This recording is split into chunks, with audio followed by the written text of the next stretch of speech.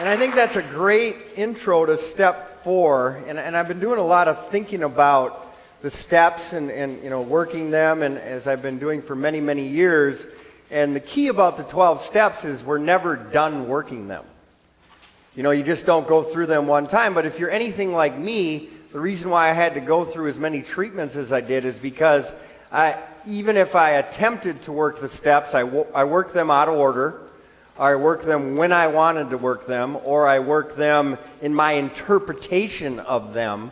And that's why God gives us all the different texts. If you look at where we're drawing this information from, we're drawing it from the big book, the 12 and 12 from AA, 12 Steps and 12 Traditions, the NA basic text, and the NA It Works How and Why. And all of those come from this book, which is the book.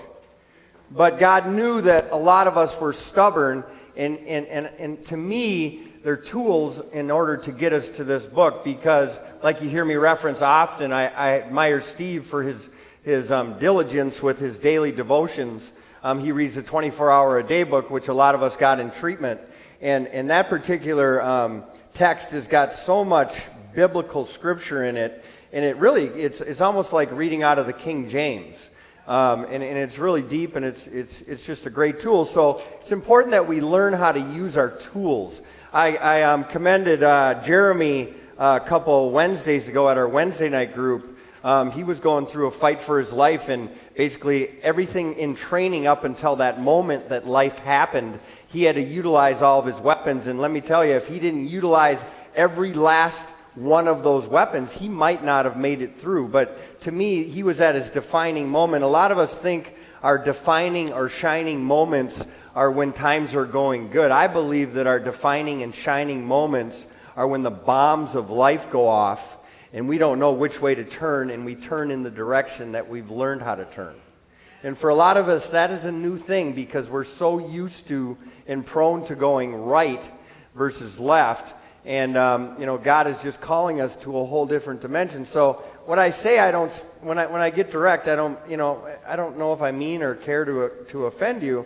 I just care and love you enough to tell you the truth. And we know one thing about the truth is that it hurts. If no one has ever taught you how you're supposed to live, you're going to learn it here if you choose to listen. And I think there's a big difference between listening and hearing. If you're just watching my mouth move and your mind's in 20,000 different directions, mine used to be like that too. They call it ADD. So I always use that as an excuse that I couldn't concentrate. Well, if you ask God to help you concentrate, He's going to help you concentrate. Quite frankly, if you ask God to help you concentrate on somebody that's teaching you about Him, why wouldn't He do that? What do you think? God's going to say, no, I'd rather not do that. Why wouldn't God do that? And another thing is, this bishop taught me this a long time ago when it comes to temptation. Temptation to be angry, irritable, want to go get high, want to quit. If you learn to redirect that temptation to the Word of God, the enemy won't tempt you anymore, because the enemy's never going to do anything to you again once he sees that you're going to bring it to God, because the enemy doesn't want you to go to God with anything. Does everybody understand what I'm saying? So you want to get to know the patterns of yourself. One thing I think when it comes to the devil, I think he gets too much credit. When it comes to the addict, I think the addict gets too much credit. I've learned that the enemy is in me. I'm my own worst enemy. All these things, as we talk about within the 4th step tonight, are things that I've accumulated over the years, and they're not all good things. They're not all good things, and we all know from personal experience when we get sober, more or less, we think everything's just going to be okay, and we come to find that, now the chemicals or the behavior's gone.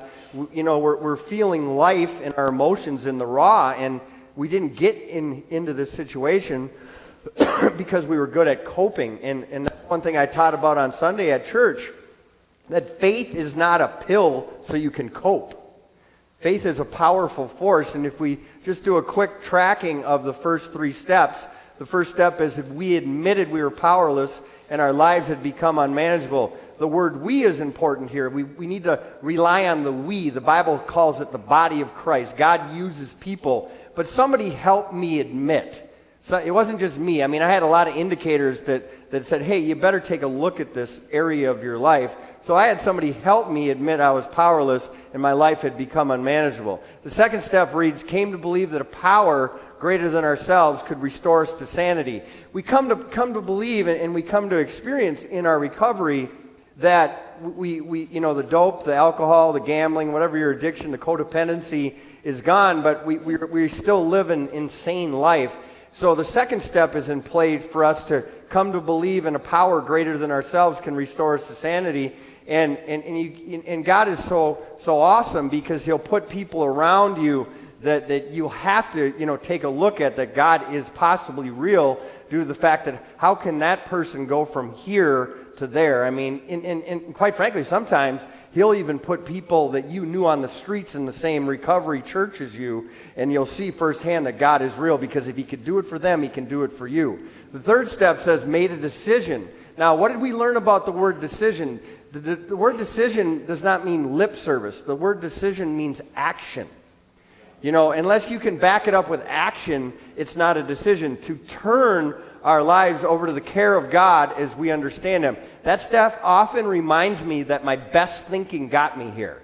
And trust me, I'm a deep thinker. I'm a good thinker. I know how to manipulate. I know how to come up with some creative lies. I know how to tell people what they want to hear. But when I have to make a decision to turn my will in my life over to the care of God as I understand Him. Now, a lot of people use that word understand as an excuse too, due to the fact, well, I don't know if I believe in God, I don't know if I understand Him. So they utilize that as an excuse not to do anything. And you're going to learn tonight in the four steps. So what really stood out to me, I love studying the steps, because just like studying the Bible or studying the big book or the basic text or a devotional, depending on where I'm at on that day from a spiritual standpoint, I can read the same scripture 20 times, but if I'm in a better place than I read it on the 19th time, I can get a deeper sense of revelation, which in turn leads to transformation. But the process of transformation is, first we need to receive the information in order to get the revelation. And if we truly ask God to help us hear differently and let us be present, which is our gift, we'll in turn begin to transform. Now, one thing I've learned from Bishop is the fact is there's a difference between being transformed and changing. If you change, you can always change back. If you're transformed, you can't go back to where you were. See, God is so good that if you get far away enough from that last hiccup, that relapse, that failure, that mistake, a lot of us like to leave breadcrumbs behind us, so just in case we need to find our way back to our vomit. But God will remove those breadcrumbs in a way if you allow Him, if you make that decision. But I really want to tell you tonight that the fact is that it is almost impossible, nearly impossible, if not impossible, to work a fourth step unless you have worked the first three, especially the third step, because without God, you're incapable of going anything deeper than the surface. We don't like to look at ourselves. We'd rather hit start over, forget about everything that's behind us, and just try to move forward, failing to recognize that we're dragging all of our failures with us, and we can hardly move forward at a pace that God had called us to move forward because we've got all this baggage. So the fourth step reads, made a searching and fearless moral inventory of ourselves. Searching is new to me. That's why I need God, because I'm a surfacey guy. I'm going to tell you what you want to hear. I'm never really going to look at the whys behind the whats. I was an addict. Well, I used drugs because I like to get high. No, that was not the case. Maybe initially that was the case. But if you had any history with drugs like I have, it wasn't even about getting high after a while. It was just about numbing the pain. So if I look at the fact that I'm numbing the pain, what is the pain? The pain is identified in the fourth step. So searching is foreign to us. That's why we are unable to do it unless we made a decision to turn our will and our lives over to care. In fearless means that, you got to look at these areas of you without fear and be willing to expose it. And if you don't expose it, it will continue to expose you. If you don't deal with it, it will continue to deal with you. And it says, made us... I forget who asked me over here if I was feeling better, and I said, I'm not 100%, but one thing I said to my friend over here, I said, I went to the dope house when I was sick too. And it often, I don't know if frustrates the word, but it often is concerning to me when I see people with a little sniffle and then they can't go to church. I got to remember what I did to get my one more. What I did when I was dope sick and or I was smoking crack or whatever it was. So the fourth step is talking about a moral inventory of ourselves. See, we're all prone to take each other's inventory. But the fourth step is really taking a look at the why behind the what. Why? The what was, I'm 35 years old, I'm homeless, nobody will talk to me, I've been through 11 treatments. That's the what. But why? We have to get to the why. The fourth step is our first infringement on the why behind the what of the moral inventory. What makes me tick? What made me cross those moral boundaries, those moral lines that I said I would never cross in my first, second, third, and fifth treatment? As I compared myself amongst myself, and I said, I'll never be as bad as that girl. I'll never be as bad as that guy. Quite frankly, I was worse than all of them. But the moral inventory of ourselves in AA, 12 Steps and 12 Traditions, is saying step 4 is a vigorous and painstaking effort to discover what these liabilities in each of us have been and are. So now you look at liabilities. I told you, to a certain extent, some of us, we got talent, but we don't have character. What do we know about talent and character? Talent without character is wasted. That's why I'd go to the top of the corporate ladder time after time and smoke crack again, because I had no character. I had no character. And what it's saying here, and it's very clear what it says, liabilities. In the flesh, I'm a liability. If I don't work a program, I'm a liability. If I don't make a decision to turn my will and my life over to the care of God, I'm a liability. So I needed some pretty firm mentorship for me to hold me back from myself. And if you get to know yourself, you can see yourself coming. There's a side of you that's got a bust to move in the size of Texas. And if you pretend that bust to move ain't there, you're going to use that escape plan every time. And what it's saying here is it says what these liabilities in each of us have been and are. That presents this, that, the liabilities were not just there in your addiction. The liabilities are still here, and you've got to face them. Fear is forget everything and run, or face everything and recover. That's what fear is. Or other people say it's false evidence appearing real. But it's not like, okay, now I'm sober, I'm out of treatment again, everything's going to be good. And that's why we talked about the difference between being planted and buried. If you believe you're planted, you're going to get whatever this ground has for you. It says, we want to find out exactly how, when, and where our natural desires have warped us. See, I'm a very needy person. So even when people loved me, I thought they weren't loving me enough.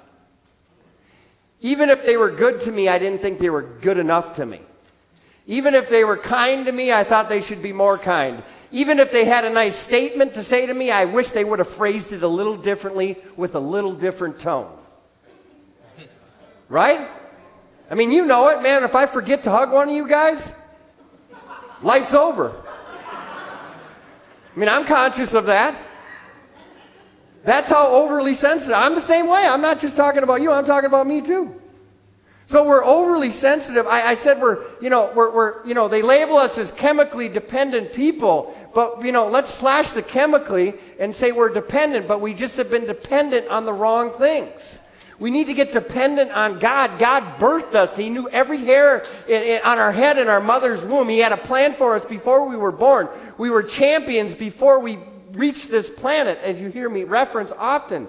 So, the key is this, that we got to understand that, you know what it is, man? My life insurance policy costs 20 more times than my business partners because I'm a liability.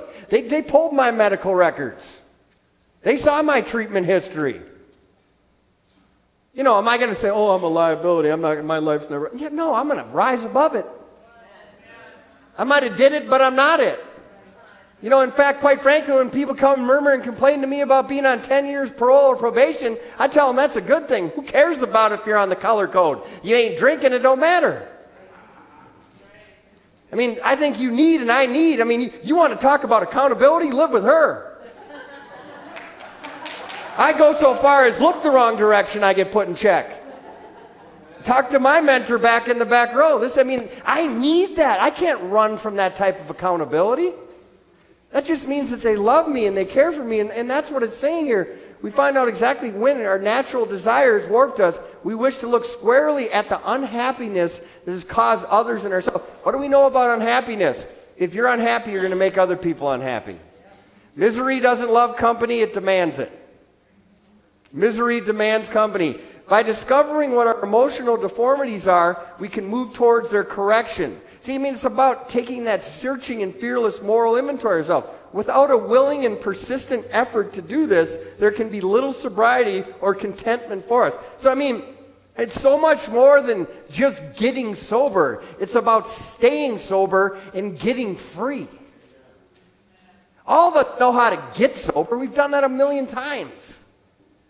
But a lot of us don't know how to stay, and that's where it truly is on the fourth step, is the start of our journey. I don't know you're going to stay sober that long if you're not content.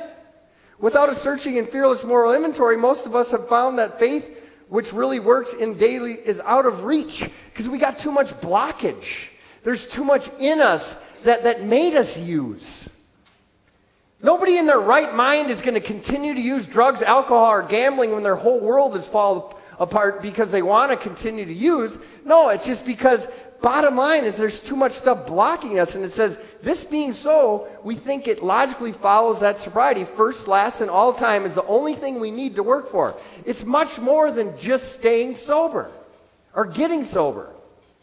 It's about emotional recovery. It's about spiritual recovery. It's about spiritual reconciliation. It's about spiritual restoration. It's about all those things. We believe that our one-time good characters will be revived at the moment we quit alcohol. Now all of a sudden I'm this good guy again. Well, we might be able to be that good guy while the pink cloud is still over our head. But once that pink cloud bursts, the old you comes back. And that's really a blessing. It's really a blessing. It gives us an opportunity to grow, to say, hey, maybe my problem wasn't alcohol. Maybe I got a living problem. I got a coping problem. But I'm grateful there's a solution. I'm grateful there's a solution. It says, if we were pretty nice people all along, except for our drinking, what need is there for moral inventory now that we are sober? We also clutch at another wonderful excuse of avoiding inventory. Just like I said, we don't like to look at ourselves. That's why God puts people in our lives to help us look at ourselves. That care enough about us to correct us, to discipline us. Our present anxieties and troubles, we cry, are caused by the behavior of other people, people who really need them. See, then we always make it about other people. I'd be okay as long as they paid me more at my job. I'd be okay if they let me see my kids. I'd be okay if the judge just was nicer to me. I'd be okay if I didn't have to work all these hours. It often makes me giggle when I sit here and one week the guy tells me he'll do whatever it takes. He doesn't care what he gets paid. He just needs a job. Within a week, he's not getting paid enough, and he's the greatest thing since sliced bread. Brother, you're a liability. And the fact that you got any record like I do, you shouldn't even be employable, but God had another plan for you. God trumped the plan of the world, and he gave you another chance. He gave you another chance. And he gave me another chance. And that's what it's saying here. Therefore, we think our indignation is justified and reasonable, that our resentments are the right kind. We aren't the guilty ones, they are. Isn't it something that a lot of us have become exactly like the people we resent?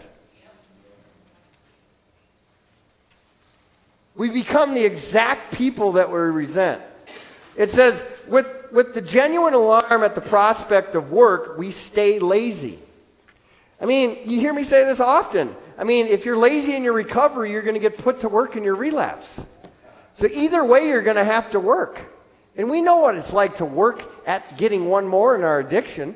That's like extreme work. Extreme work. But we want to be, now all of a sudden we're lazy, we loaf and procrastinate, or at best we work grudgingly and under half steam. Like, if you don't quit, your mindset will change, and you will no longer say, I got to go to church. You'll say, I get to go to church. Because there's plenty of brothers that are in prison that don't get to come here tonight. There's plenty of sisters that are buried that don't get to come to this meeting tonight. See, it's not that you have to go, you get to go. Because if you were anything like me, when I had that pipe in my mouth, my dreams were to get back to these rooms. And now I'm here. So since God got me here, what am I going to do with the opportunity? Am I going to be grungily and, under my breath? And then, like you've heard me say about myself, it's like, oh, I'm tired, I worked today. Well, so did the whole society. Like you should get a medal for working? It's like it just blows my mind how I used to think. In order to be a man, you got to see a man. And if you want what they have, you got to do what they do. And that's what it's saying here. It says the fears are the termites. It's like we got these things through fear fear will always be present. You've got to learn to operate in spite of your fear. Fear will be there when you're doing things good. So we've got to learn how to operate in spite of our fear. Termites that ceasingly devour the foundations of whatever sort of life we try to build. Once we have a complete willingness, not just willingness, complete willing. See, willingness is not just what you're willing to do. That's not willingness. Don't lie to yourself and think you got willingness because you're willing only to do. Willingness is complete willingness to take an inventory, exert ourselves to do the job thoroughly. Well, that was difficult for me because I was a strong starter. I didn't know how to do anything thoroughly. I was the type of guy in school that bought the Cliff Notes or cheated off the person next to me who was taking the test. So thoroughly was new to me. A wonderful light falls upon us from a foggy scene. As we persist, a brand new kind of confidence is born and a sense of relief. See, I really want you to focus on those three words, sense of relief. That comes from God, and it doesn't need to come from drugs, alcohol, or gambling. Why did we use? For a sense of relief. Now it's introducing to us a different form of relief, a permanent form of relief. In a sense, you'll want more of it, but I think we're all in life, especially in recovery, looking for that sense of relief. At finally facing ourselves is undescribable. These are the first fruits of step 4. The most common symptoms of emotional insecurity are worry, anger, self-pity, and depression. Now, we all feel those things. These stem from causes which sometimes seem to be within us and at other times come from out. But here's what I know about me. Before something happened to me as a child externally, I was already feeling it internally. I was already feeling I was different than everybody else. I was already trying to measure myself up. I looked differently than they did. I talked differently than they did. So before anything in this world happened to me externally, stuff was already going on with me internally. It says, to take an inventory in this respect, we ought to consider carefully the personal relationships which bring continuous or recurring trouble. I always thought it was everybody else's problem because I was not good at relationships. And then I was told by my mentor who's here, he says, your relationships are screwed up because you're in them. Well, that was hard for me to hear, but it was the truth. And there was one relationship that I needed to focus on, and that's why step 3 is where step 3 is. Because without that relationship, all my other relationships are going to be screwed up.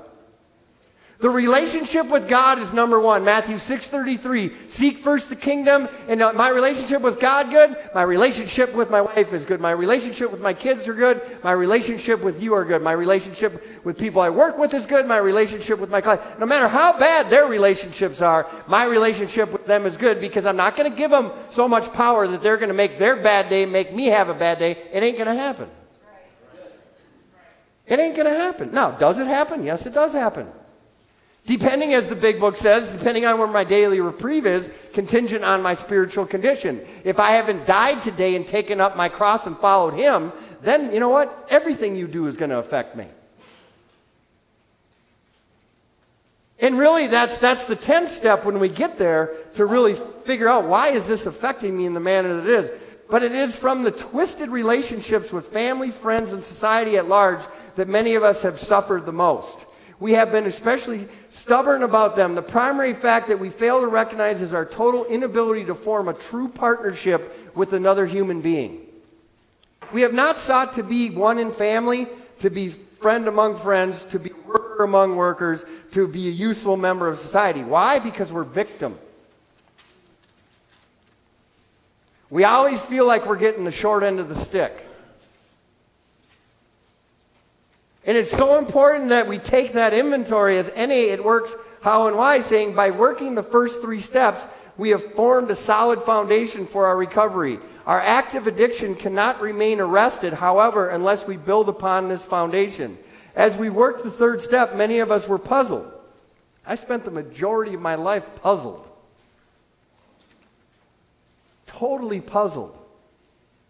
See, God is not the author of confusion. But I was often confused. And one thing I've learned about confusion is the enemy, the addict, whatever you want to label it, wants you to just not to ask the question. Because as long as you don't ask the question of what you're confused or offended about, you remain right. And you'd rather remain right than wrong. See, and if I'm feeling like I'm wronged, I'm going to wrong you. If you're a victim, there will be many victims of you. Isn't it something that like I said earlier, that we resent the people that were exactly alike? But look at the fact. Does that make any sense if I feel like a victim? Well, so why would I want to, if I'm already feeling like a victim, why would I want to have other victims because of my actions or behaviors? That don't make any sense. It's confusing. It's puzzling. That's why we need to make a decision to turn our will and our lives over to the care of God as we understand him, so God and another human being can help us sort these things out. I think if I was able to sort them out on my own, I wouldn't be puzzled. I'd rather at times remain puzzled because then I'm right.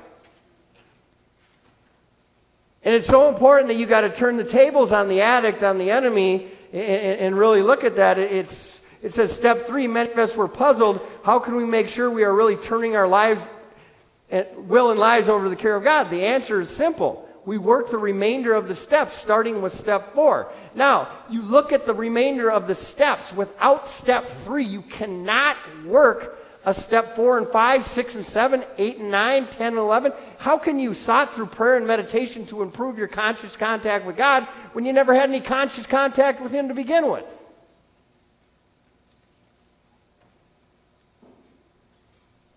Without God, it ain't going to work.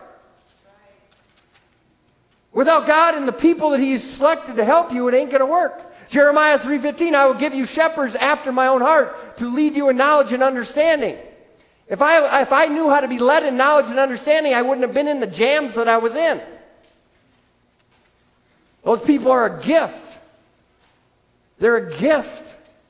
And it says, but some of us are still haunted by the driving obsession to use. We talked about desire last week. Ask God to give you the desire to change and be transformed. I prayed for several guys a couple weeks ago that had that strong desire to quit and use drugs. They're still here. They're still here. It says, others find that the feelings of discomfort are more subtle. Now, I think this is truly what a lot of us live our lives like. A nagging feeling that something isn't quite right, a sense of impending doom, or feelings of fear and anger that have no apparent reason. I mean, have you ever met a very angry person and you actually, I love it.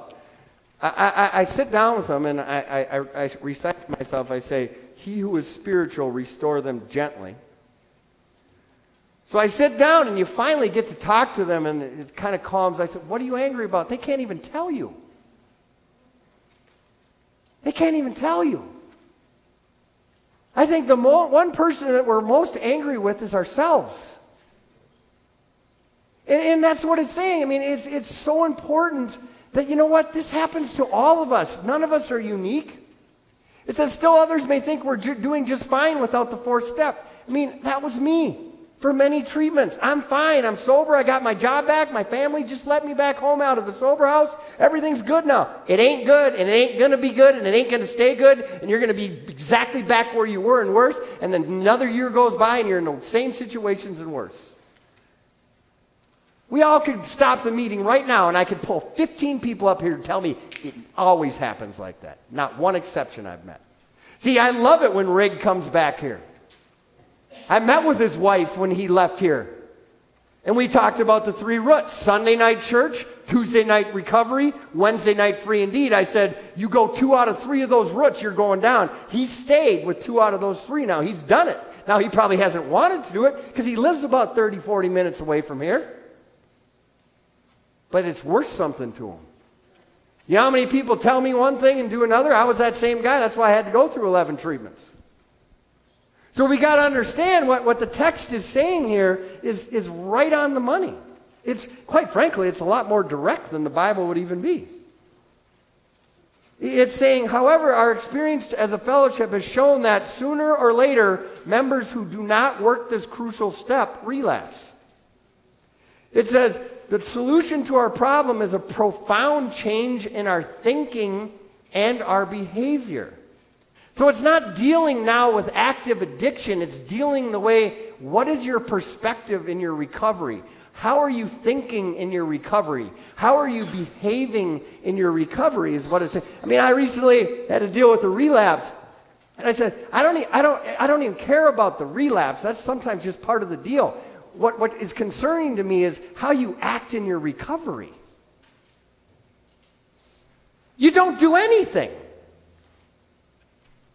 You don't go to any of the events. You don't show up to clean the church. You don't even hit your 2 meetings. And now just because you relapse, you want me to give you a 15th chance at this deal. I think I'm hurting you versus helping you. I mean, all of us are going to have mistakes, and we're going to have slips and everything of that nature. But what it's saying here, it's so important to grasp this. We need to change how we perceive the world and alter our role in it. We cannot be takers. We've got to learn to be givers. We need to change our attitude. We are embarking on a search for insight into ourselves, our feelings, our fears, our resentments, our patterns of behavior that make up our lives. I was just down in Orlando, and we want to look at the problem, but we don't want to ever look at the pattern of behavior that created the problem. If we began to address the pattern that led up to the problem, that's the 4th step. Trace the pattern of behavior. I mean, for people like us, it's simple, but it seems complicated. Why did they relapse? Well, they're not involved. They're not doing service. They haven't made a decision to turn their will life. They're not working the same. It's a textbook. It's a textbook. They're not being rigorously honest. They're half measuring. AA teaches us that avails us nothing. It says we are embarking on a search for insight into our fears, resentments, patterns of behavior. What is meant by a searching and fearless moral inventory? We take stock in our assets and liabilities. We try to get to the bottom of who we are. A lot of us don't know that. See, I don't really care so much who I am anymore. I care more about whose I am. God paid a price for me. I mean, I spent tens of thousands of dollars laying on a couch trying to figure out who I am. Today I know whose I am. I know whose I am. And just like anything, I mean, in life, I mean, it's kind of like what I said about when we were passing the basket. You get what you pay for.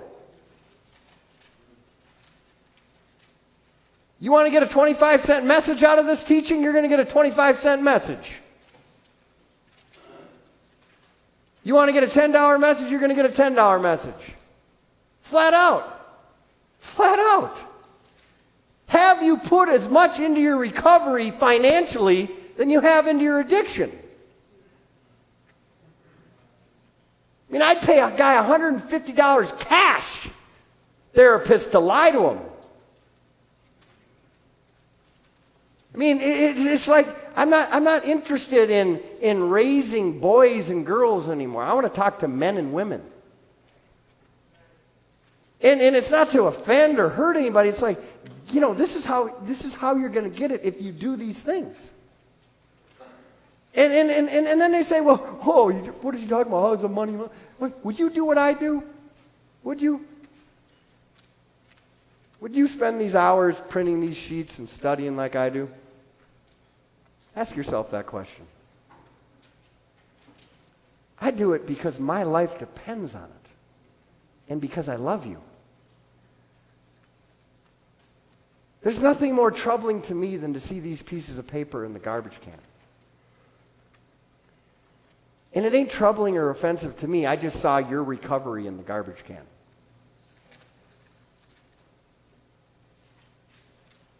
See, if we want to be adults, we need to talk. See, I'm not your dad. I'm not shaming or condemning you. I'm telling you this because this is the truth. It's the truth. And it's so important that we grasp it. It says, for years we became whoever we needed to be. Who are you what your addiction needed you to be? What did your addiction make you be? Who did your addiction make you sleep with? Who did your addiction make you lie to? Who did your addiction make you cheat? Who did your addiction make you steal from? See, we became whoever we needed to be to survive our addiction. After living a lifetime of lies, we began to believe those lies. See, you might have did it, but you're not it.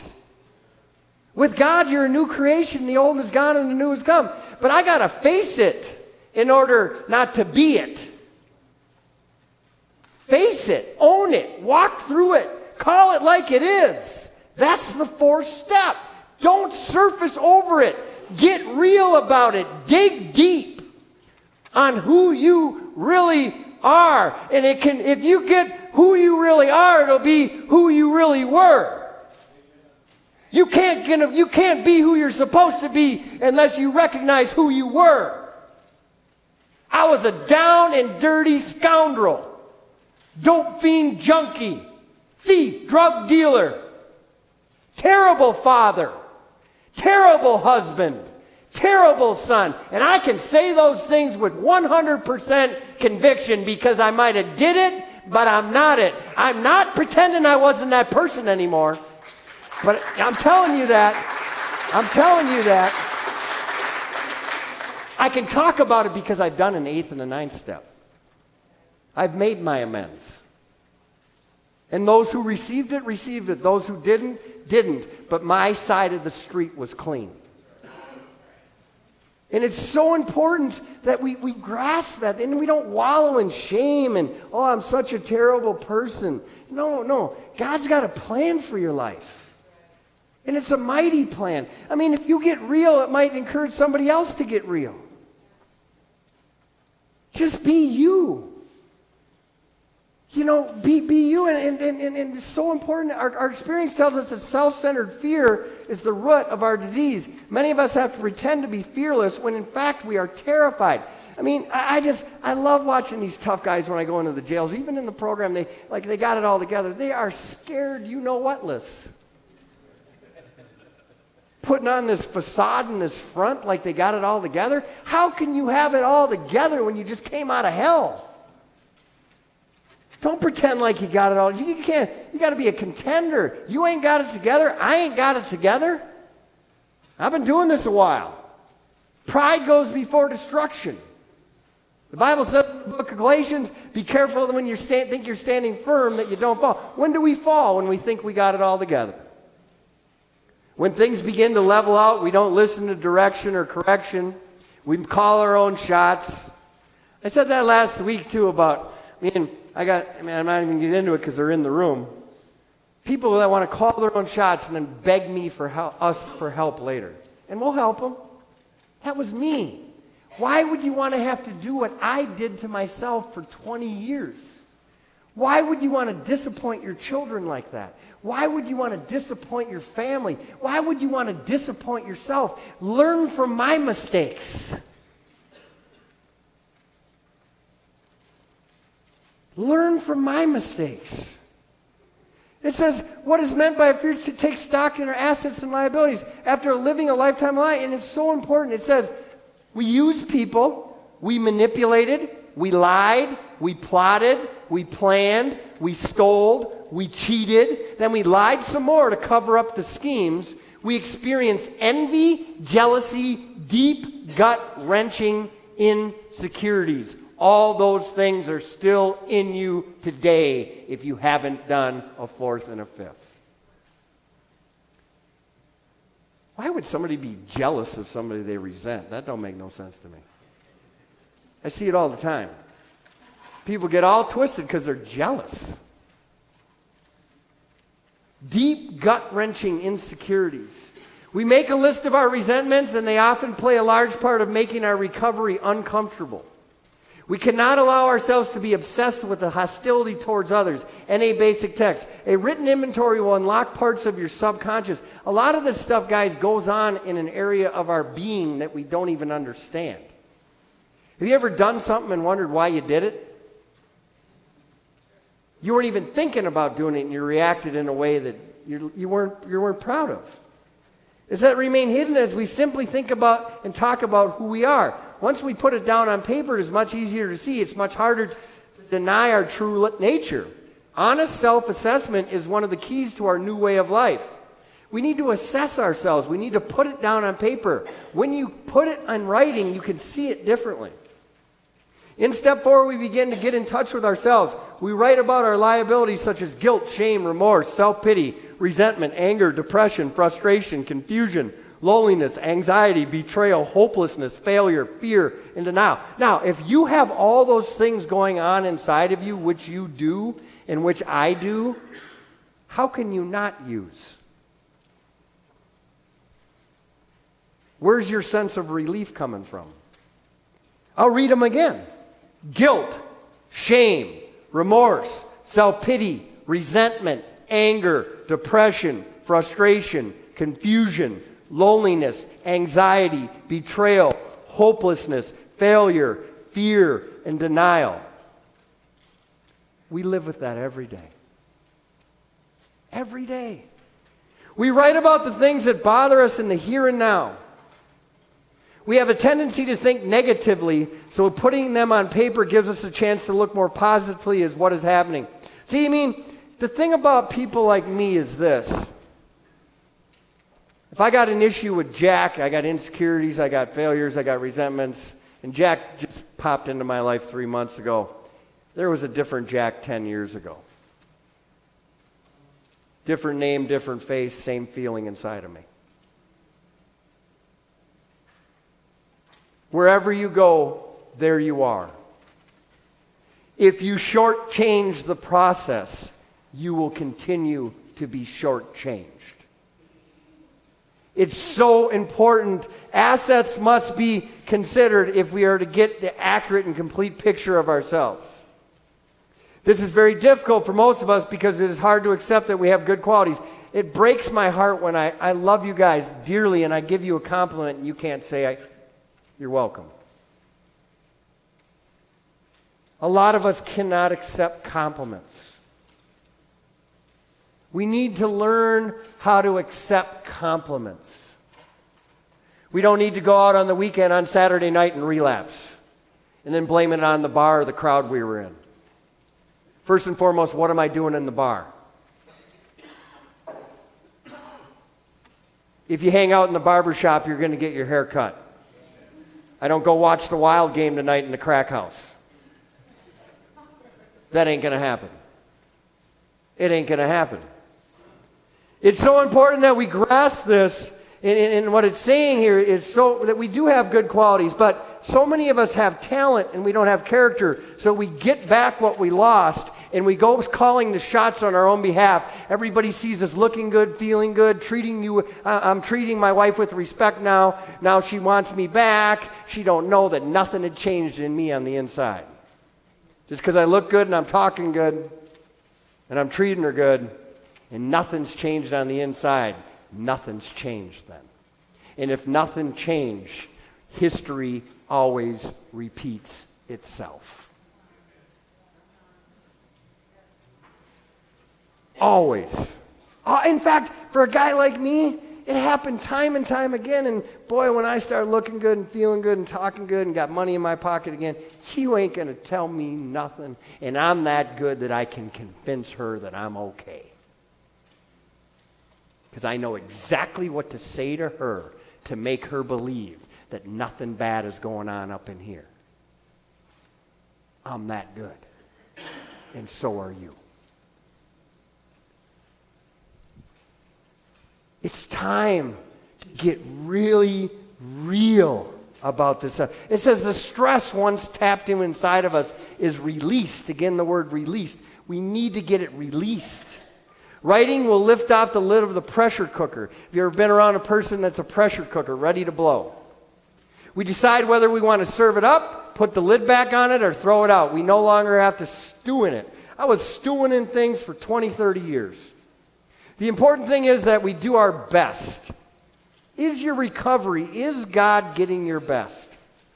We have to use the tools available to us, and we develop the ability to survive our emotions. We do not want to lose any of what we've gained. I do not want to lose ground, man. I've worked hard to gain the ground that I'm standing on today. The Spirit is the first thing to go and the last thing to come back. You got to fight to keep your spirit alive. It is our experience that no matter how searching and thorough, no inventory has any lasting effect unless it is promptly followed by equally thorough fifth step. Matthew 12:35. Deal with it before it deals with you. A good man brings up good things out of the good things stored up in him. We didn't get in the situations that we were in because we had a magnitude of good things stored up in us. If I had good things stored up in me, why would I have to medicate my pain? We have to get honest with ourselves with the fourth step that I have a lot of evil in me. And that's what the Bible's saying here. And let me tell you something. It takes some time to do an exchange with the good and evil. It says an evil man brings evil things out of the evil stored up in him. I mean, eventually what's inside of you is going to come out of you. So just because you look good and you talk good and you got all the right words to say, if you haven't worked on you, let me tell you something, failure is right around the corner. And I don't mean to sound negative. I'm just speaking the truth. I've been doing this for 10 years. And I love it that I got somebody in my life that will call me on it. I love it that I got a mentor say, yeah, you sound good, but it ain't looking so good. God knows you well enough to you cannot con somebody that's got the same language as you. That's why God created Serenity Village, a bunch of hustlers. It ain't going to happen. God loves you enough to know that just go now. Don't tell me about your grandiose plans that you got and your parents came here and they begged me for you to come in here. Now you got them sold that you're ready to leave and you're going to go and it's all going to be good. No, it ain't going to be good. And I'll still pick up the phone and let you back here when you fall flat on your face.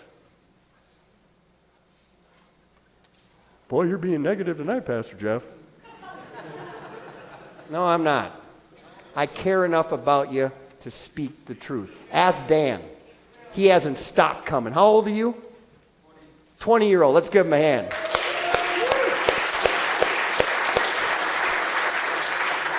Psalm 26:2. It's time to examine the why behind addiction.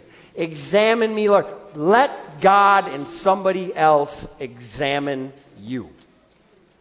Prove me. Test my heart. What is really going on with you? Don't tell us what we want to hear.